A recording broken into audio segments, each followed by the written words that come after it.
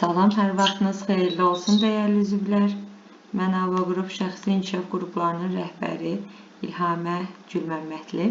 Hər birinizi növbəti dərsi təlimdə xoş gördüm. Bir daha hər həftənin şənbə gününü, istirahət gününü bizə, təhsilə ayırdığınıza görə təşəkkür edirəm.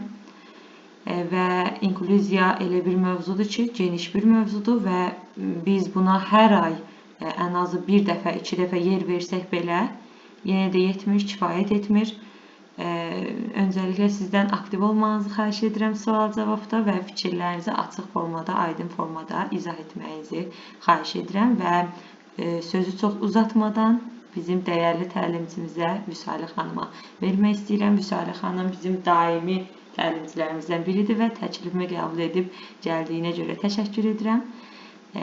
Onun bizdə ikinci təlim olacaq. Ümid edirəm ki, birincidən daha yaxşı, daha effektiv alınacaq. Buna heç bir şübhəmiz yoxdur. Buyurun Vüsalə xanım, söz sizindir. Bu arada əlaqə nömrəmi aşağı qeyd edirəm. Növbəti təlimlərdə iştirak etmək üçün, Ava qrupa daxil olmaq üçün sadəcə elə mənim əlaqə nömrəmi yazmağınız kifayətdir və təlimdə iştirak, bütün təlimlərimizdə iştirak tamamilə ödənişsizdir. İnşallah bu təlim təhsilimiz üçün və sizlər üçün uğurlu olar. Buyurun Vüsalə xanım, söz sizindir. Salam, axşamınız xeyir olsun. Mən də hər kəsi salamlayıram. İlhamə xanım, çox sağ olun dəvətinizə görə, minnətdaram. Bəli, bu artıq ikinci təlimimizdir sizinlə. Ümid edirəm ki, hər kəs üçün maraqlı olacaq təlimimiz. Və burada təkcə mən danışmaq istəmirəm. İstəyirəm ki, mən danışdığım mövzular ətrafında iştirakçılarımız da öz təcrübələrini bizlə bölüşsünlər. Bu çox xoş olar bizim üçün. Bəli, inklüziv təhsil çox geniş bir mövzudur. Bundan nə qədər danışsaq da təbii ki, bitirə bilmərik. Biz bunları qısa bir şəkildə izah eləməyə çalışırıq. Gördüyünüz kimi slaydda da yazılıb, inklüziv təhsil maneəsiz öyrənmə mühitidir. Cəmiyyətin uyğunluq standartlarını sındıran bir ədalət parçasıdır. İnklüziv təhsil hər bir insanın mən bura aidəm duyğusunu hiss etmə hüququdur. Bu zəifə yardım deyil, güclünün təkamülüdür. İnklüziv təhsil bir lütf deyil, müasir pedagogikanın gəldiyi ən yüksək mədəniyyət mərhələsidir. İstəyirəm ki, mən iştirakçılarımıza belə bir sual verim. Əgər bir balıq ağaca dırmana bilmirsə, günah balıqdadırmı, yoxsa ağacdadırmı? Xahiş edirəm, buna uyğun iştirakçılarımız cavab versinlər, görək nə düşünürlər. Biz bu sualı məncə çox yerdə görmüşük və eşitmişik. Amma bu sualın məğzi tamam başqadır. Çox fikirləşmək lazımdır həqiqətən də. Chat bölməsində qeyd edə bilərsiniz və çox sadə formada izah edə bilərsiniz səsli olaraq. Tamam, müəllimə, axşamınız xeyir olsun. Axşamınız xeyir. Mən səslə cavab versəm olar? Əlbəttə olar, buyurun. Öncə sizə uğur arzu edirəm. Yeni ildə, yeni təliminizdə. Mənə görə günah heç birində deyil, sadəcə o mühitin heç birinə uyğun olmamağındadır. Çox gözəl, çox təşəkkür edirəm cavabınıza görə. Başqa fikri olan?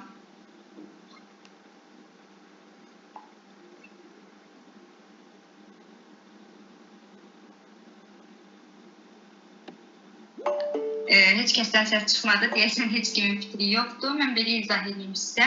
Əslində müəllimə düz bildirdi. Günah nə o balıqda deyil, nə o ağacda deyil. Təbii ki də burada söhbətin nə balıq olmadığını, nə də ağac olmadığını hər birimiz yaxşı bilirik. Əslində günah ötmüş üsulundadır. Əgər biz bir balığı ağaca dırmaşmaq bacarığına görə qiymətləndirirsək, o balıq bütün ömrünü özünə axmaq və bacarıqsız hesab edəcək. Burada balıq hər hansı bir sahədə dahi ola biləcək, standartları akademik dərslərlə çətinlik çəkən şagirddir. Ağac isə standartlaşdırılmış, hər kəs üçün eyni olan vahid kurikulum və imtahan sistemidir. Ancaq düşünün ki, bir meymundur, ancaq bu meymun o ağaca çox asan bir şəkildə, sərbəst bir şəkildə dırmaşa bilər. Ənənəvi yanaşma, balıq ağaca dırmaşa bilməyəndə ona diaqnoz qoyur ki, bu balığın dırmaşma problemi var, gəlin ona xüsusi dərslər keçək ki, ağaca dırmaşmağı öyrənsin. İnklüziv yanaşma isə deyir ki, balıq ağaca dırmaşmaq üçün yaradılmayıb. Gəlin imtahanı ağaca dırmaşmaq üzərində deyil, A nöqtəsindən B nöqtəsinə necə çatmaq olar? Bunun üzərində quraq. O zaman balıq üzərək meymundan daha sürətli ola bilər. Maneəsiz öyrənmə mühiti balığı ağaca çıxmağa məcbur eləmir. O ağacı, yəni mühiti dəyişir. O məqsədi dəqiqləşdirir, istedadı tanıyır. Bizim vəzifəmiz balıqları ağaca dırmaşdırmaq deyil. Onları öz okeanlarını tapmaqlarına kömək eləməkdir. İnklüziv təhsil şagirdi sistemə sıxışdırmaq deyil, sistemi şagirdə sığacaq qədər genişləndirməkdir. Deməli, ənənəvi yanaşma fərqliliyi bir maneə və ya düzəldilməsi gerəkən bir şey kimi görür. İnklüziv təhsil isə fərqliliyi insanlığın təbii vəziyyəti hesab edilir. İnsan beyninin işləmə prinsiplərini barmaq izi kimi fərqlidir. Məsələn, autizm, disleksiya bir xəstəlik deyil. Beynin məlumatı fərqli emal etmə formasıdır. İlhamə xanım, mən alma şəkli vermişdim sizə. Zəhmət olmasa onu ekrana verərdiniz.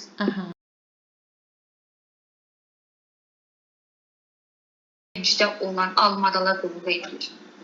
Yəni bir gün ağacların birində fərqli rəngdə alma yetişir, bağban bu fərqlidir deyib onu budağından qoparıb atsa, o ağacın gələcəkdə verəcəyi bütün dadları, rəngləri məhv eləmiş olar. Sinif o bağbandır, uşaqlar isə bu almalardır.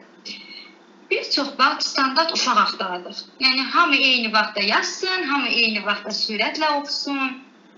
Amma o fərqli rəng olan alma, yəni inklüziv uşaq əslində bizə bir şeyi öyrətmək üçün orada olur. Dözümlülüyü, rəngarənçliyin gözəlliyini. Görürsünüz, məsələn, iki almanın yanında bir yaşıl alma insanı cəlb edir, necə gözəl görsənir. Əgər biz o uşağı sinifdən kənarlaşdırsaq, digər uşaqları empatiyadan, bölüşməkdən, əsl insanlıq dərsindən məhrum eləmiş olarıq. Təbiətdə ən nadir tapılan rənglər ən qiymətli olanlardır. Deməli, inteqrasiya və inklüzivlik arasında kiçik bir fərq var. İnteqrasiya şagirdi sinifə qoyuruq və deyirik ki, buradakı qaydalara uyğunlaş. Yəni, balığı ağacın yanına gətirib, digərlərinə bax və dırmaşmağa çalış demək kimi bir şeydir bu. İnklüzivlik isə sinifin quruluşunu, dərs keçmə metodunu və qiymətləndirməni elə dəyişir ki, o şagird heç bir əlavə çaba göstərmədən problemin təbii hissəsi olsun. Hər kəsə eyni şeyi vermək ədalət sayılmır. Yəni, müəllimlər düşünür ki, mən bu dərsi bugün keçdim, mən ədalətli davrandım hər kəsə. Xeyr, eyni şeyi keçmək ədalət deyil. Hər şagirdə eyni dərsliyi və eyni test verilir, bu bərabərlikdir. Hər şagirdə hədəfə çatması üçün ehtiyacı olan alət verilir. Birinə eynək, birinə səsli kitab, birinə daha çox vaxt. Bax, bu ədalətlikdir, inklüzivlikdir. Yəni, bir uşağın görmə qabiliyyəti məhduddursa, biz ona dəftəri, qələmi verib deyə bilmərik ki, ona yaz. Və yaxud da bir uşağın eşitmə qabiliyyəti məhduddursa, biz danışdıqlarımızı ondan almağa çalışa bilmərik. Bu barədə hər hansı bir sualı olan var, buyurub versin. İlhamə xanım, slaydımıza keçirik. Zəhmət olmasa qaldığımız yerdən.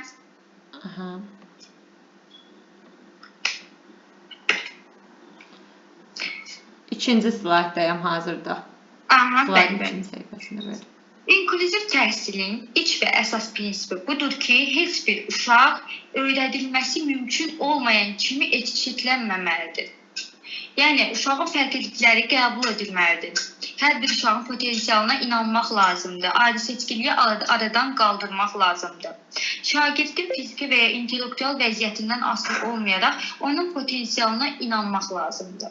Əgər bir şagird öyrənə bilmirsə, biz ona o bacarmır demirik. Mən hələ ki, onun öyrənə biləcəyi yol tapmamışam deyirik. Biz özümüzü uşağa uyğunlaşdırırıq. Uşağı öz mühitimizə uyğunlaşdırmırıq. Fərqlilik bir güc və ya bir problem deyil. Öyrənməni zənginləşdirən bir amildir. Fərqli qabiliyyətlərə, mədəniyyətlərə, düşüncə tərzinə sahib olan uşaqları biz orada olması onların empatiyasını, sosial dözümlülüyünü, tənqidi təfəkkürünü inkişaf etdirir. Sinifdə hər kəsin güclü tərəfi tapılır. Məsələn, disleksiyası olan bir şagird bəlkə də qeyri-adi, yaradıcı təfəkkürə malikdir. Müəllim məlumatı tezcə danışaraq deyil, vizual materiallarla, videolarla, xəritələrlə təqdim etməlidir. Şagirdlərə bildiklərini göstərmək üçün seçim şansı verməlidir. Məsələn, şifahi cavab, rəsm, video təqdimat, şagird bunlarla öz fikrini bizə çox asan şəkildə çatdıra bilər.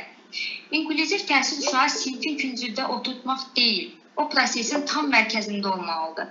Şagird özünü qonaq kimi hiss etməməlidir. Sinifin tam hüquqlu üzvü kimi hiss etməlidir. Fiziki və ya sosial mühit elə qurulmalıdır ki, xüsusi ehtiyacı olan şagird bütün kollektiv fəaliyyətlərə, oyunlara, qrup işlərinə qoşula bilsin. İnklüzivlik yalnız bir müəllimin çiyinlərinə də düşmür. Zəhmət olmasa digər slaydımıza keçid edək.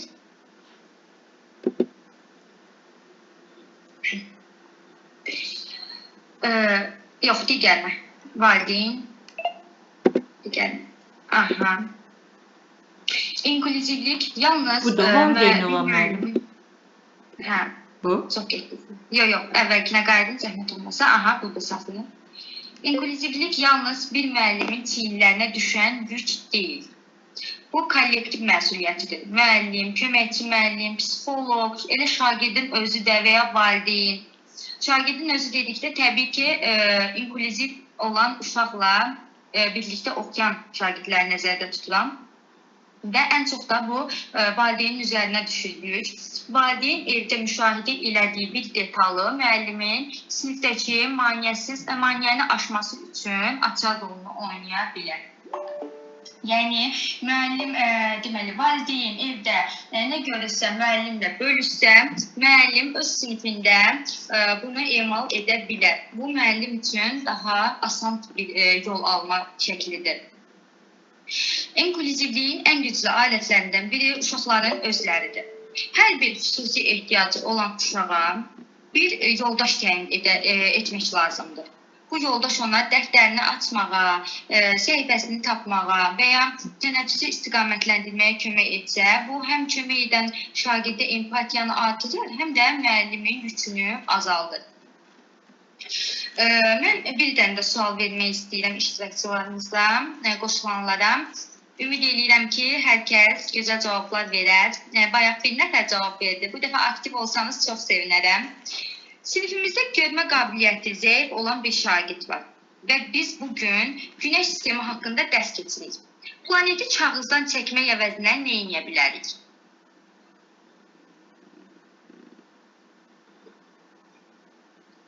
Salam. Salam. Cavab vermək istəyirdim öz düşüncələrimlə əlbəttə ki. Buyurun, çox sevinərik, buyurun. Görmə məhdudiyyətinə uşaq olanda deyəndə, baxaq onun görmə məhdudiyyətinə. Çünki görmə məhdudiyyətli uşaqlar qismən də görə bilər, işıq da ola bilər və yaxud da ki, təmiz görməsi olmaya bilər. Bunu da qeyd edeyim ki, yaradan biz elə yaradıb ki, görmə məhdudiyyətli olan insanlar ümumiyyətlə qaranlıq görmürlər, onlar boz görürlər. Bunun üstündə xüsusi vurğulamaq istəyirəm. Yəni ki, qaranlıq bozumtul belə bir rəngdə görürlər. Gəldi ki, Günəş sisteminə. Günəş sistemini toxunaraq, çünki görmə məhdudiyyəti olan insanların, uşaqların adətən başqa duyğu orqanları, üzvləri daha aktiv inkişaf edir. Hiss etmə olsun, eşitmə. Bunlar daha aktiv inkişaf etdiyi üçün onların, məsəl üçün, o sistemi toxunaraq, onu elə bir vəziyyətdə yarada bilər ki, o toxunaraq hiss eləsin. Onu daha qapalı formada düzəltmək olar. Bəli, çox doğrudur. Çox təşəkkür edirəm cavabınıza görə. Başqa cavab olan? Vüsali xanım, əgər aşağıda da varsa yazılanlar oxuya bilərsiniz. Çat bölməsi. Çünki məndə ekranda yalnız da açdığım slayd görünür. Çat bölməsi üçün bilirsiniz, yəqin ki 3 nöqtənin içərisində qeyd olunur. Mesaj hissəsi. Bəli, var. Məğribə xanım yazıb ki, maketlərdən istifadə etmək olar, əllərlə hiss etməklə. Aytən xanım yazıb, plastilinlə hazırlamaq olar. Lətifə xanım yazıb, mini lampa üzərinə həmin uşağın əlini vurmaqla hiss olaraq istiliyi də hiss edəcəklər. Çox gözəl fikirdir. Aha. Xanım müəllim, Buyurun. sözünüz Buyurun. varsa Əl qaldırın açılmış müəllimimiz var. səsiniz. Buyurun. Buyurun. Üzr istəyirəm, mən bunu Müəllimə, mən də Aha, buyurun. müəllimə, mən də birinci müəllimə danışdığı müəllimənin sözlərinə qoşuluram. Amma mən də o əl təması ilə başa düşdünüz? Əl təması ilə fiqurlarla uşağı başa sala bilərəm. Əl təması ilə, yəni ki, çünki əl təması elə uşaqlarda, yəni o əl təması çox güclü olur da, bilirsiniz. Çox təşəkkür Müəllimə edirəm. əlavə edə bilərəm iki fikir. Bəli, buyurun, əlbəttə. Demək müəllimə, biz az öncə müəllimlərimiz də qeyd elədi ki, görmə problemi olan uşaqlarda hiss etmə güclü olur. Əslində onlar oxuyanda da onların öz texnikalar var. Bilirik ki, əl vasitəsilə oxuyurlar. Amma biz burada gözəl bilirik ki, onların eşitmələrində heç bir problem olmur və onlar bizi gayet rahat formada dinləyə bilirlər.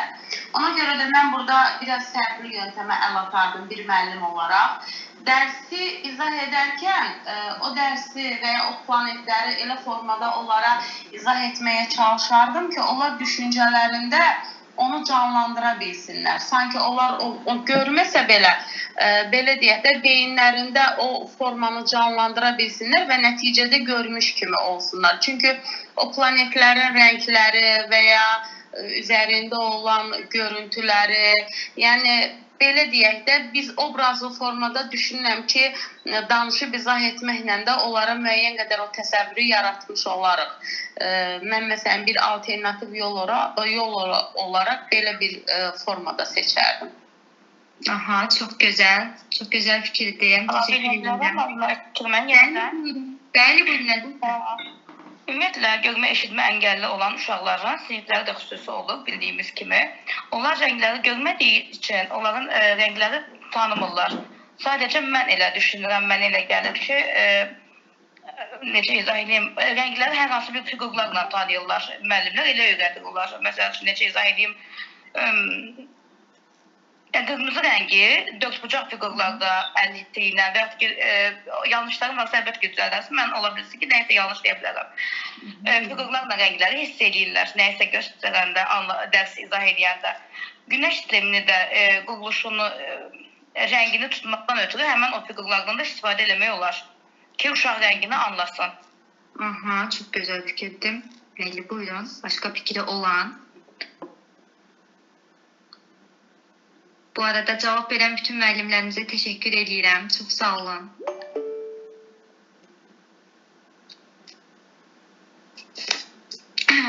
Başqa fikri olan yoxdursa, mən belə bir şey deyim sizə.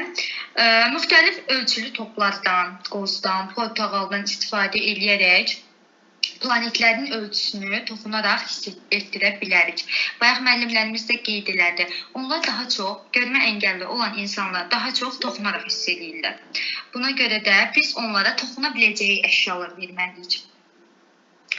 Məsələn, belə bir fikirlər irəli sürüm sizin üçün. Əgər dünya qaranlıq olsaydı, kim 50 sayılardı? Dediyim kimi, hər şeyi mühit təyin edir. Əgər hər yer tamamilə qaranlıq olsaydı, görmə qabiliyyəti olan insanlar hər yerə deyib, biz, yəni görmə qabiliyyəti olan insanlar hər yerə deyib yıxılacaqdıq. Heç nəyə oxuya bilməyəcəkdik, heç yerə gedə bilməyəcəkdik.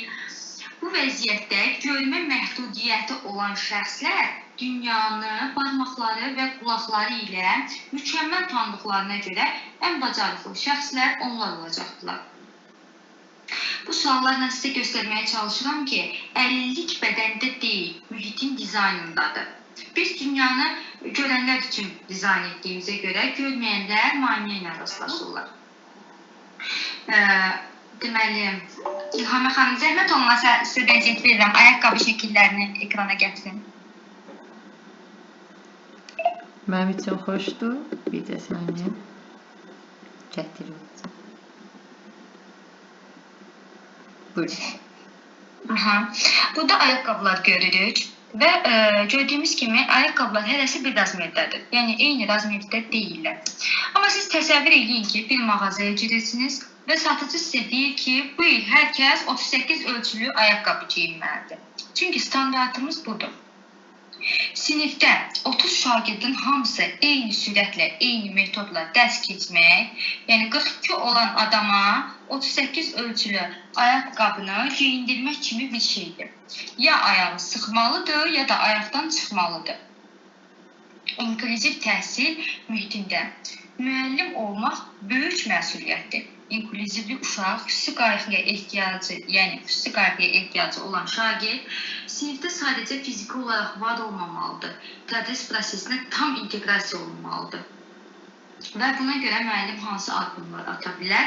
İlk növbədə uşağın diaqnozunu deyil, onun bacarıqlarını və limitini öyrənməlidir. Ona uyğun fərdi təhsil planı hazırlaya bilərsiniz.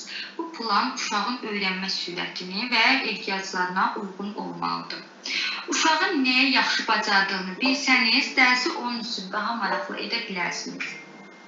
Görmə və ya eşitmə çətinliyi olan uşağı ön sıralarda, diqqət dağınıqlığı olan uşağı isə pəncərədən uzaq, müəllimə yaxın yerdə oturtmaq daha məqsədə uyğundur.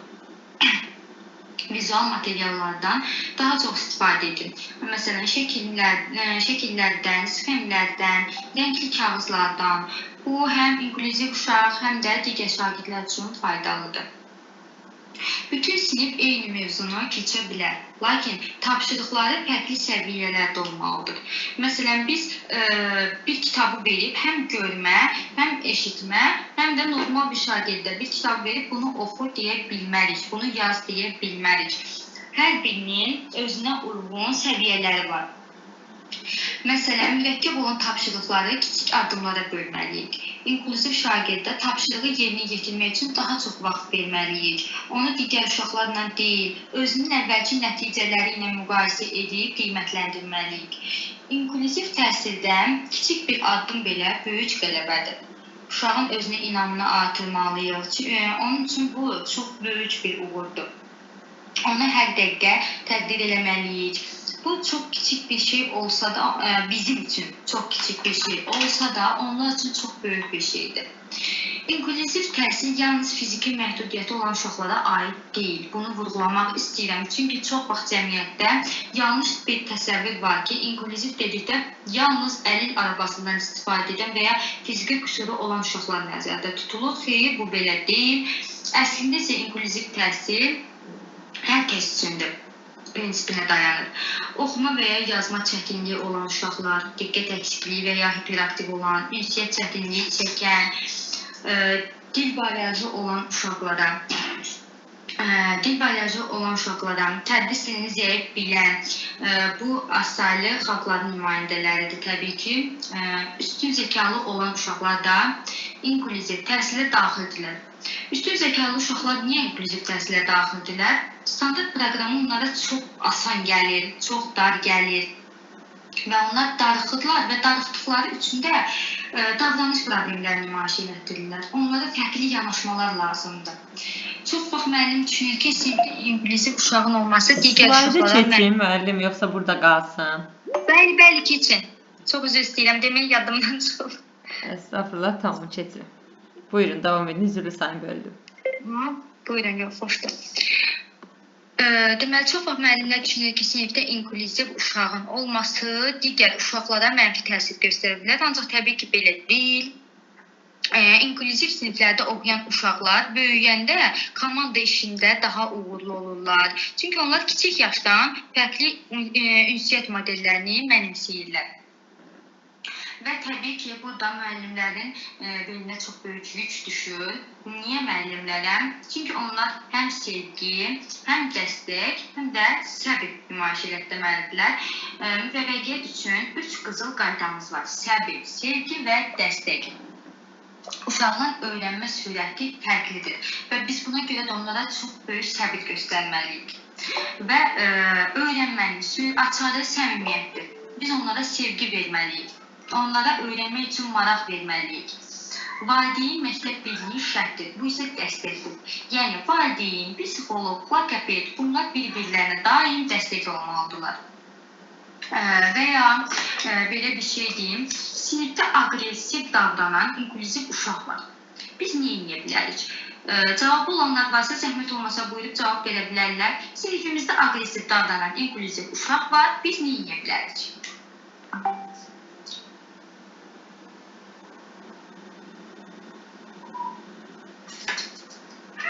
Salam, axşamınız xeyir. Salam, axşamınız xeyir müəllimə, buyurun. Səsim gəlir. Səsim Bəli, gəlir. bəli, gəlir. Gözəl təlim üçün təşəkkür edirəm. Həm sizə, Salih xanım, həm İlham xanım sizə. Başqa bir xanım da, Aytaç xanım da paylaşmışdı. Uğurlarınız bol olsun hər birinizin. Çox gözəl mövzudur, çox gözəl mövzudur. Hər bir müəllimə lazımlı olan bir mövzudur. Üzrlü sayı, mən görüntünü aça bilmirəm, giribəm deyə danışa da bilmirəm. Bilmirəm səsim gəlir, yoxsa gəlmir. Bəli, gəlir. Bəli, gəlir. Narahat olmayın, buyurun. Mən bazında pedaqoq işləyirəm. Yəni elə aqressiv uşaqlarla məşğulam. Təsadüfən müəllim yox idi. Məndən xahiş elədilər ki, bir sinifdə otur, onları əvəz idi. Müəllim gəlməyib də. Daha doğrusu iş çıxıb gedib. Orada bir dənə uşaq var idi, birinci sinif uşağı. Çox aqressiv uşaqdır. Çox aqressiv uşaqdır. Belə həm də inklüziv uşaqdır. Uşaqlardan fərqlidir, digər uşaqlardan. Nə bilim, partanın üstünə çıxır, uzanır, rəsm dərsi idi. Ona mən rəsm çəkdim, uşaqlara tapşırıq vermişdim rəsm dərsində. O Ayşə Kilsəli, onun videosunu da çəkmişəm özüm. Mənə çox maraqlı gəldi.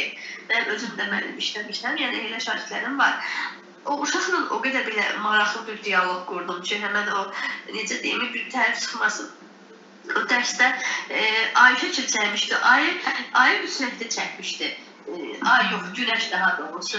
Yumru çəkmişdi, yəni top kimi, top formasında. Göy eləmişdi, göy. Birinin yaşıl, birini də qara. Mən sual verirəm ki, bu nədir? Deyir, ay da göydə olur belə. Deyirəm ki, bu rəngdə görmüsən, sən göydə. Deyir ki, hə, ona görə çəkmişəm də, bu rəngdə görmüşəm, çəkmişəm. Tamam, ev çəkib, adam çəkib də, yəni qəribə şəkillər çəkmişdi də. Elə baxırsan ki, başqa uşaqlar, digər uşaqlardan fərqlidir də. Yəni ilk dəfə idi. Mən öz şagirdlərimdə də görmüşdüm, amma bu uşaq tam fərqli uşaq idi. Keçdi, sonra əyləşdi yerində.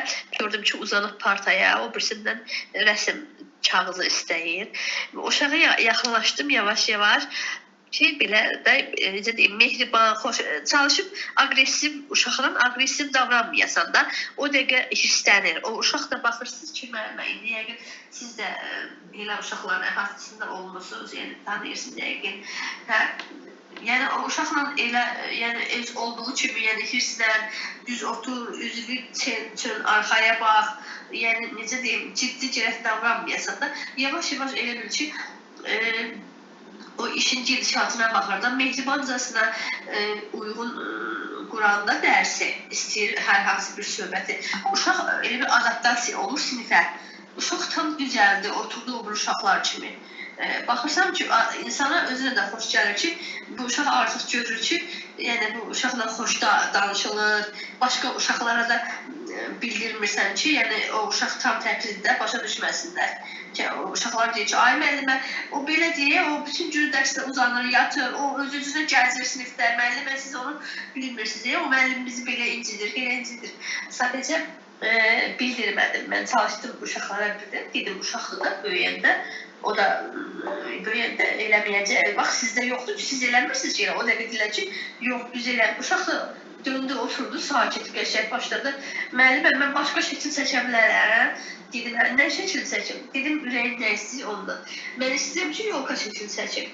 Yolka qəribə oyuncaqlar çəkmişdi belə. Uşaqlar da baxıb gülürdülər.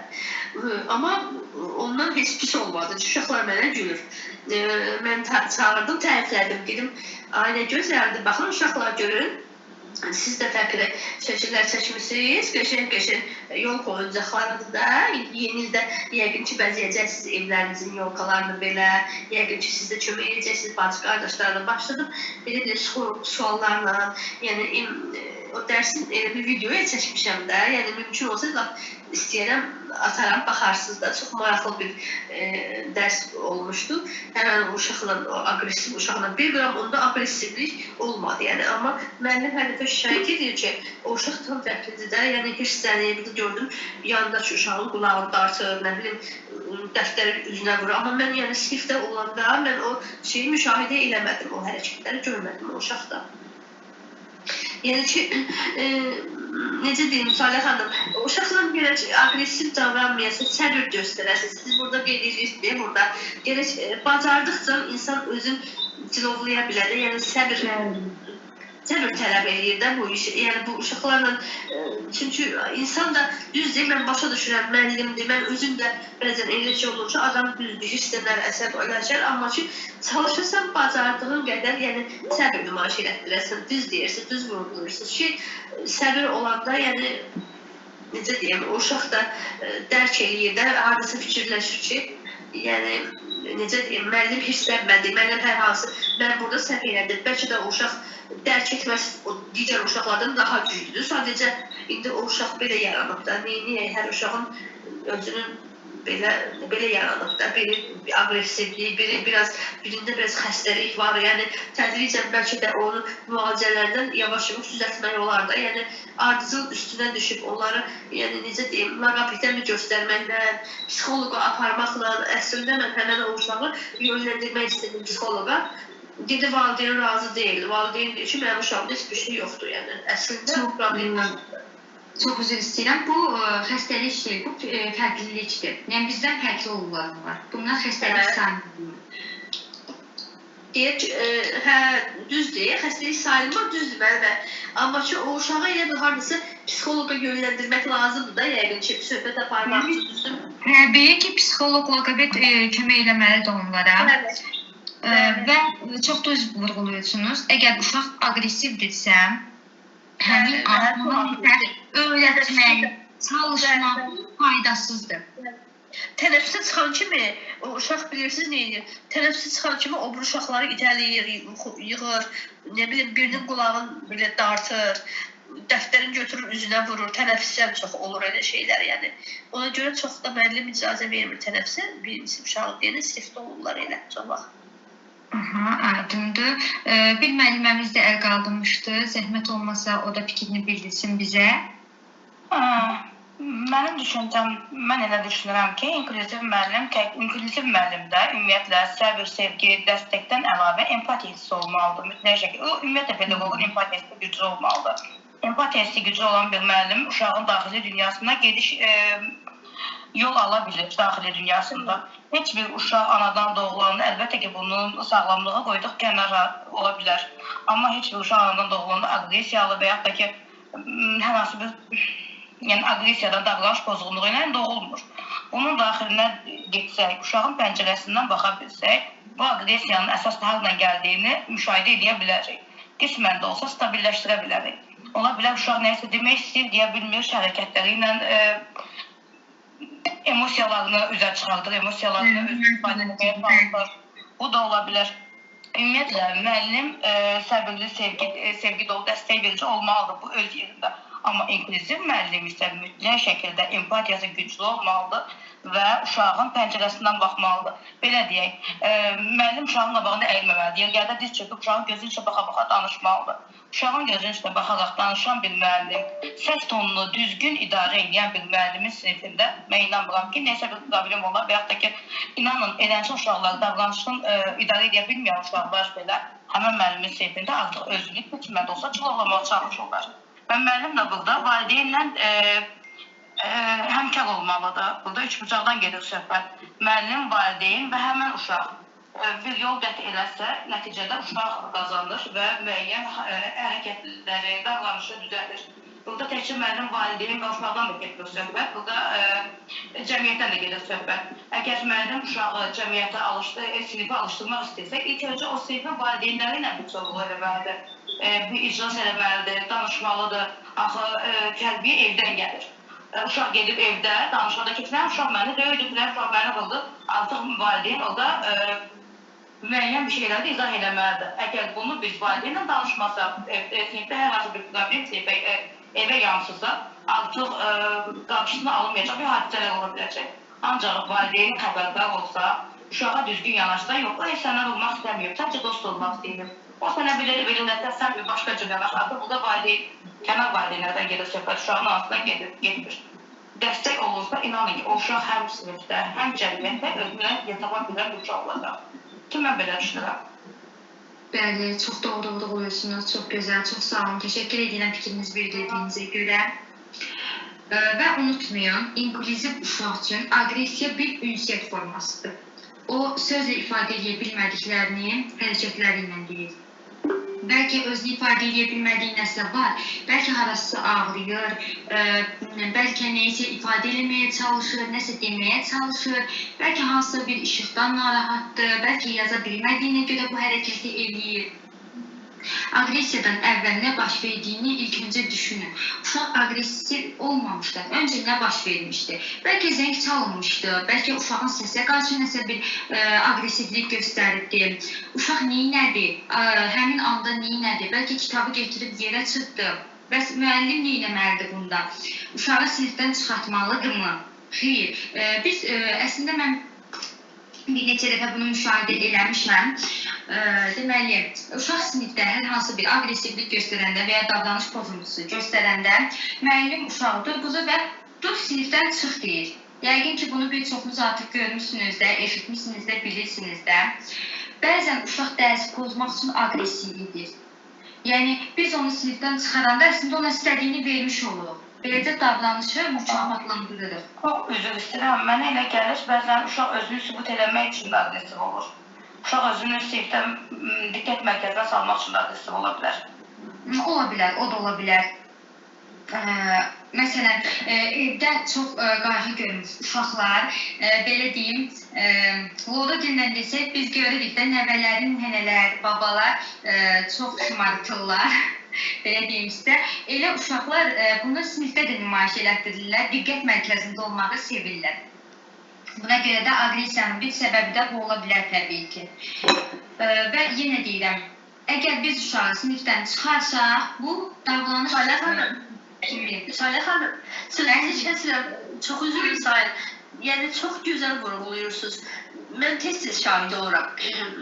Məktəbdə işləyirəm pedaqog kimi və tez-tez şahid oluram ki, hər sinifin qarşısında 200, 300 uşaqlar dayanır. Mən yaxınlaşıb soruşuram ki, niyə durmuşsunuz siz, dayanmışsınız burada?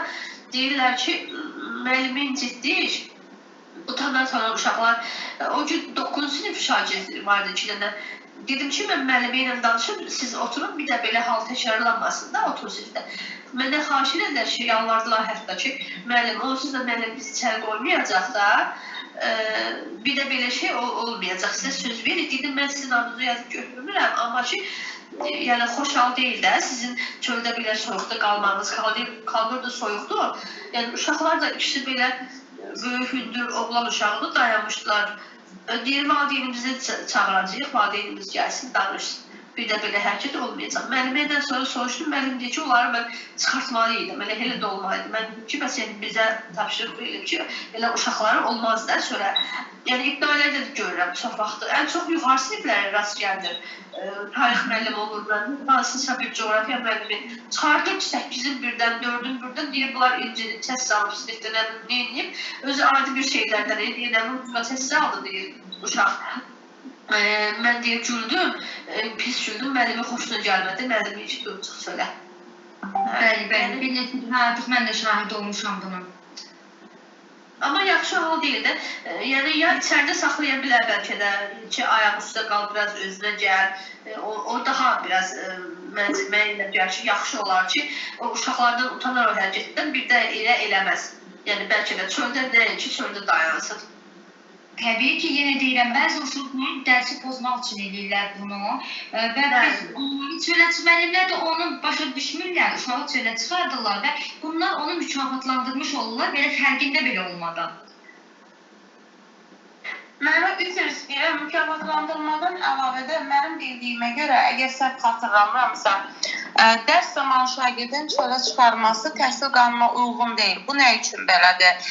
Müəllimin nəzarətindən kənarda qalaraq o uşağın sağlamlığına, səhhətinə hər hansı bir xətər, ziyan gələrsə, bu zaman cavabdeh məhz məktəbdir və müəllimdir. Ona görə də təhsilin qanunu da icazə vermir belə bir hal. Olur, qanundan dərsizdir. Bəli, çoxlu müəllimlər bunu başa düşmür. Çox təəssüf ki, düz deyirsiniz. Çox üzr istəyirəm. Burada Günel xanım yazıbdır. Yazıb salam. Mənim elə tələbəm var idi. Hətta yoldaşlarına əl qaldırırdı. Ona elə formada davrandım ki, sanki adidir, normaldır. Amma sakitcə deyirdim, bunu belə etmə. Daha yaxşı olarsan, daha düzgün olar. Sakit deyəndə anlayışla qarşılayırdı. Dediyimi edirdi də. Əsas çalışmaq lazımdır ki, sevsin müəllimi. Onda o uşaqlar çox dəyişiklik olur. İnanın, 2 ildən sonra kolleci bitirəndə o qədər fərq var idi. Hətta qrup yoldaşları belə əvvəl dava edirdi. Hətta mənə deyirdilər, siz onun səhvini niyə görmürsünüz? Onlar da ayrıca da söhbət edirdim ki, o fərqlidir. Amma çalışaq sizlə eyni olsun. Uşağı sinifdən çıxarmaq ən səhv addımdır.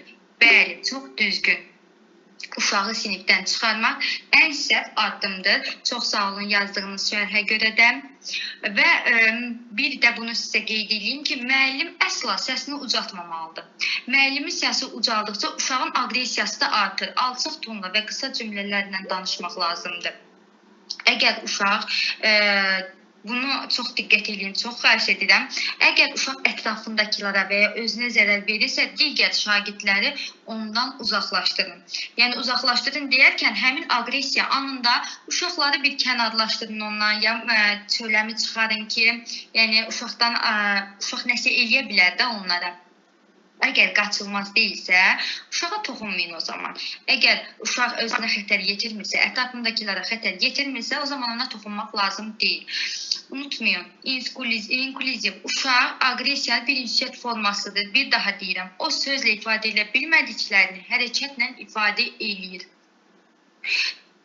Uşaq sakitləşdirəndən sonra ona qəzəbini necə ifadə edə biləcəyini öyrədir. Məsələn, niyə bunu elədin? Yoruldunmu? Köməkmi lazımdır? Nə üçün bu hərəkətləri edirsən? Davamlı ona sual verin və çalışın ki, verdiyiniz sualın cavabını ala biləsiniz. Biz aqressiv davranışı cəzalandırmaq deyil, o davranışın altındakı ehtiyacı anlamaq və uşağa düzgün ünsiyyət yolu öyrətmək üçün oradayıq. Aqressiya anında onu deyin, gəl birlikdə dərin nəfəs alaq, istəyirsən biraz su içək, ona nələrsə təklif edin. Bu uşağı daha çox sakitləşdirəcək. Və bayaq bir müəlliməmiz var idi burada, danışıcı biləmizcə Aygün müəllimə dedi, dəqiq adı yadımda qalmayıb, çox üzr istəyirəm. Uşaq rəsm çəkərkən fərqli rənglərdən istifadə eləmişdi deyildi. Uşağın rəsm çəkərkən seçdikləri rənglər onların daxili dünyasından, emosional vəziyyətindən xəbər verir. Məsələn, rəsmi qırmızı rəngdə rəngləyibsə, bu onun enerjisindən, həyəcanından, bəzən də aqressiyasından. Salə xanım, onu mən vurğuladım bayaq, səhv etmirəmsə, yəni bilmirəm hansı mən siz nəzərdə tutursunuz. Yəni mən sizə bayaq dediyim bəlkə uşaqdır. Ay fərqli rəngdə eləmişdi ki, halbuki o rəngdə deyil. Bəli, çox üzr istəyirəm, adı yadımda qalmamışdı. Təranə müəllimə. Çox sağ olun Təranə müəllimə yadıma saldığınıza görə. Deməli, qırmızı rəng əslində enerjini, həyəcanı, bəzən də aqressiyanın rəmzi olur. Ya da mavi rəng götürək. Tutaq ki, bir alma vermişik və uşaq almanı mavi rəngdə rəngləyib. Bu sakitliyin, sülhün rəngidir. Ya da yaşıl, tutaq ki, bir qırmızı rəngdə olmalı bir nəsə vermişikdir bunu rənglə. O götürüb onu yaşıl rəngdə rəngləyibdir. Bu onun öyrənməyə həvəsini, özünə güvənini göstərir. Və yaxud da mavi rəngdə, sarı rəngdə rəngləyibsə, sevincini, yaradıcılığının göstərgəsidir. Belə, sualı olan buyursun, kimin sualı varsa buyura bilər. Bəli, suallarınız varsa səsləndirə bilərsiniz. Saat 10:10-da təlimimiz yekunlaşır. Son 15 dəqiqəmiz qalıb. Əgər inklüziv təhsillə bağlı sualınız varsa buyurun.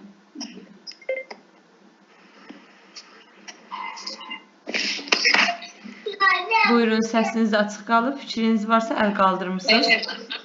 Axşamınız xeyir olsun. Hər vaxtınız xeyir. Buyurun, bəli.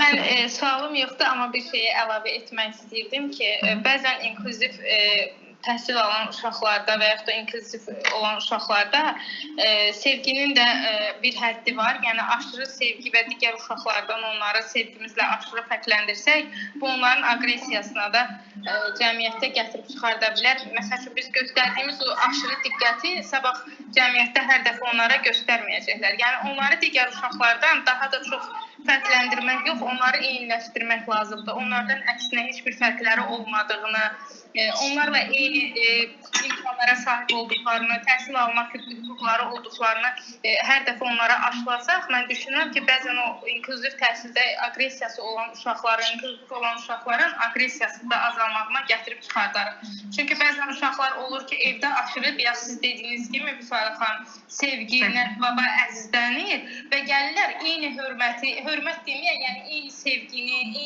diqqəti məktəbdə də istəyirlər və bu onların aqressiyasına gətirib çıxardır. Mən belə düşünürəm. Bəli, çox sağ olun, təşəkkür edirəm fikrinizə görə. Təbii ki, sevginin də bir miqdarı var, aşırı sevgi deyil. Aha. Burada bir müəlliməmiz yazıb ki, bəs qara rəng. Qara rəng adətən qorxunun, kədərin, sıxıntı qəbul olunur. Bəzən uşaq sadəcə xətlərini daha aydın da görünmək üçün tünd rəngləri seçir. Lakin rəsmimiz tamamilə qara, boğucu rəngdədirsə, bu uşağın özünü təzyiq altında hiss etdiyini də göstərə bilər. Axşamınız xeyir. İcazənizlə mən də bir sual versəm olar. Axşamınız xeyir, buyurun. Öncəliklə təşəkkürlər sualımı qəbul elədiyiniz üçün. Mən rənglər məsələsinə toxundunuz. Rənglərlə bağlı bir neçə sual vermək istəyirdim. Ümumi bir şey danışıb ona uyğun sual verəcəm. Mən kiçik 5 yaşlı, məktəbə qədər yaşlı bir şagirdlə məşğul oluram. Hazırlıq işində belə deyək, çox vaxt onunla birlikdə işləməyə vaxtım olmur. Bəzən görüşəndə birlikdə vaxt zaman keçirə bilirik. Həmin şagirdin rəsmlərinə baxıram, arada çəkdiyi rəsmlərə. Xanımın vurğuladığı kimi çox vaxt qara, boz rənglərdən istifadə edirdi və belə bir ifadə var, deyirlər, qərardan çıxmaz. O məsələn deyir, ya almanı mavi rəngdə rəngləmək. O hər şeyin düzgün, akademik qaydası necədirsə o cür. Məsələn, mən deyirdim ki, məsələndə gəl canavarı qırmızı rəngdə rəngləyək. Bir yox, canavarın rəngi falan rəngdir, imенно o rəngdə olmalıdır. Heç öz yaradıcılığını qatmırdı rəsmlərə. Hər şeyin öz rəngində olmalıydı, hər şey öz rəngdə olmalıydı. Yəni, təbiətdə gördüyü, canlı sürətini gördüyü rəngini istifadə eləməliydi onun içində. Bu yaxınlarda yenə bir rəsm çəkdi. Rəsmində o qədər detallardan istifadə eləmişdi ki və çox qəribə bir şəkildə rəsminin çəkdiyi hər şeyi kvadratlara alır. Deyir, bu onun evidir. Evlərin içinə yerləşdirir onu. Dedim, bir adam çək, demədim hansı cinsdə olduğunu.